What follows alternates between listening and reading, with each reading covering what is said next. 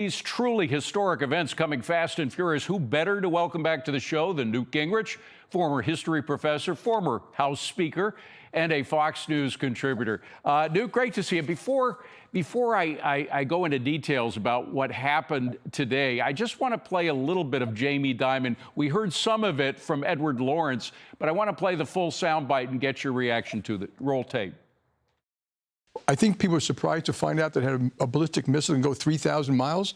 These are bad people, and they needed to be stopped. And just who decided what? Now, I don't know what the military knows. I don't know what President Trump knows. I just think now we've got to finish this thing and finish it right.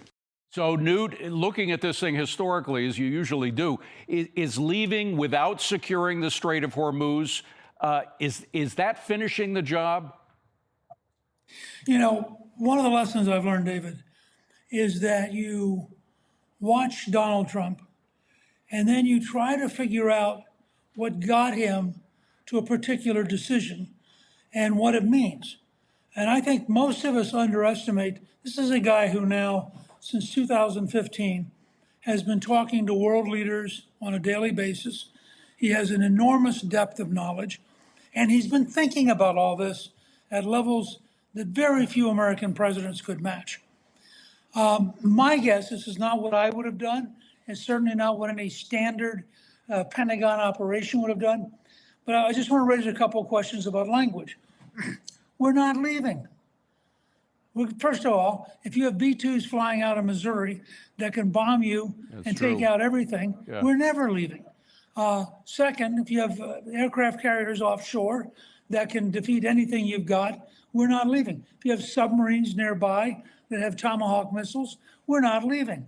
If you have allies who've now decided that they are really pissed off at the Iranians, so you have the Saudis, Kuwaitis, and others, UAE, much more anti-Iran than they were 6 weeks ago. And there's a secondary part of this. A theme of this administration, consistently going back to Trump's first speech in Warsaw in 2017, they want the Europeans and others to step up to the plate and do their share.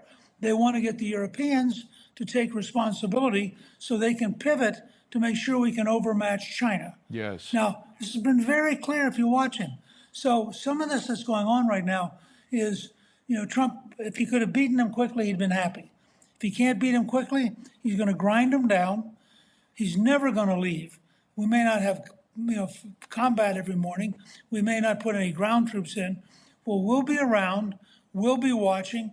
Our intelligence operation, plus Mossad, plus remember, we now have the Saudis, we have the UAE, we have all sorts of people helping us penetrate Iran. And we also have Iranians. My guess is of the 90 million Iranians, 85 million are anti-regime. So I think the pressure will stay there. I think Trump will gradually wear him down. And I think this is a remarkably historic turning point, but it's on his terms. It may not fit the Harvard School of Diplomacy, may not fit the Council on Foreign Relations, but he has done more to shake up the Middle East in the last 2 years than the last 5 presidents. And you have to give him some credit for that kind of courage and that kind of determination. And for the hoi polloi to be criticized, I think back to Ronald Reagan's presidency, and they used to call him a cowboy and somebody who would shoot from the hip. They say the same things about Trump. Trump has been thinking about this for decades. Producers, I don't know if we still have that tape, but there's a tape from him talking to Barbara Walters back in 1987. Do we have that tape? Right. I think we can. Yeah, we're going to roll that and get your reaction. Roll it. Why couldn't we go in and take over some of their oil, which is along the sea? How would you do that? Would you send in the Marines? Would you take a chance in a war? Let them have Iran. You take their oil. That's what How? How? I mean, do we want a war? What do you mean we take their oil? You go in. You're how do we go in? You're going to have a war by being weak. Okay, how do we go in? What do we do? Excuse me. Yeah? You're going to have a war, and it's going to start in the Middle East. The next time Iran attacks this country, go in and grab one of their big oil installations, and I mean grab it and keep it, and get back your losses, because this country has lost plenty because of Iran. Now, he's been thinking about this for 37 years, at least 37 years. We haven't right. grabbed any oil. Are we going to be surprised? Is he going to do something before he leaves completely, like maybe take some of their oil? He's been thinking about it. David, let me go back to what you just said. He's not leaving completely. Yeah. He'll never leave. We'll never leave there. Frankly, when Saddam occupied Kuwait, I talked to the then Secretary of State, and I said to him, this means there'll be an 82nd Airborne flag in Kuwait for the next 100 years, because we were now drawn into the Gulf. We had no choice. And I think what Trump is trying to think through is, and again, I don't want to guess over too much because he's smarter than I am, and he has been thinking about this at levels of depth, as you just pointed out, that go back for decades. I suspect what he's trying to think through right now is, how do we maximize the advantage for the United States?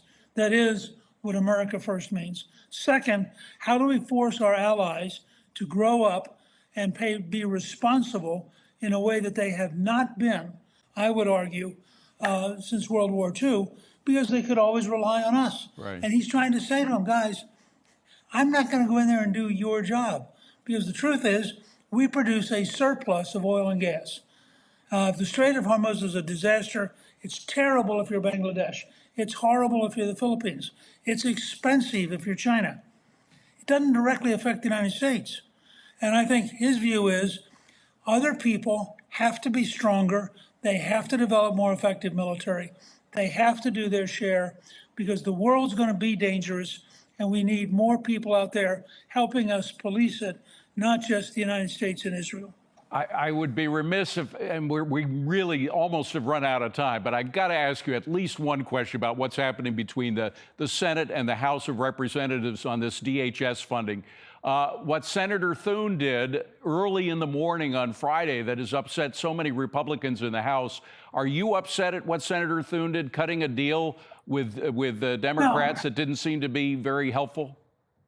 I asked Speaker Johnson to send me the part that he's worried about. And frankly, I've not gotten anybody to explain to me what it means except what it says. And what it says is no money in this bill can be spent on ICE, period. Well, I don't understand. And again, I don't want to reach a conclusion because I don't understand it. But the way it's written, it sure seems to me that the Senate Republicans allowed something to be put in there that would be totally inappropriate. Particularly because the reading, at least on the House side, is that the money that does exist from the Great Big Beautiful Bill back in last year cannot be used for operational funds.